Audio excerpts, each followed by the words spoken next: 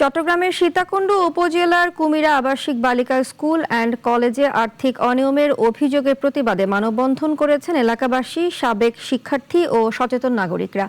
সকাল 11টায় বিদ্যালয়ের প্রধান ফটকের সামনে অনুষ্ঠিত মানববন্ধনে প্রধান অধ্যক্ষের অপসারণ, অভিযোগে নিরপেক্ষ তদন্ত এবং দায়ীদের বিরুদ্ধে আইনগত ব্যবস্থা গ্রহণের দাবি জানানো হয়। বক্তারা বলেন, বিদ্যালয়ের আর্থিক ব্যবস্থাপনা, হিসাব সংরক্ষণ ও প্রশাসনিক কার্যক্রমে প্রায় অর্ধ কোটি টাকার অনিয়মের অভিযোগ নিয়ে গত 24 জুলাই নাগরিক টিভিতে প্রকাশিত অনুসন্ধানী প্রতিবেদন এলাকায় ব্যাপক আলোচনার সৃষ্টি করেছে। ওই প্রতিবেদনের পর অনিয়মের সুষ্ঠু তদন্তের দাবি আরও জোরালো হয়েছে। এ সময় বক্তারা সংশ্লিষ্ট সরকারি কর্তৃপক্ষের প্রতি দ্রুত তদন্তের দাবি জানান। পাশাপাশি এই শিক্ষা প্রতিষ্ঠানের অধ্যক্ষ, দুর্নীতিবাজ অধ্যক্ষ জনাব নাসির উদ্দিনের উপযুক্ত শাস্তি চাই।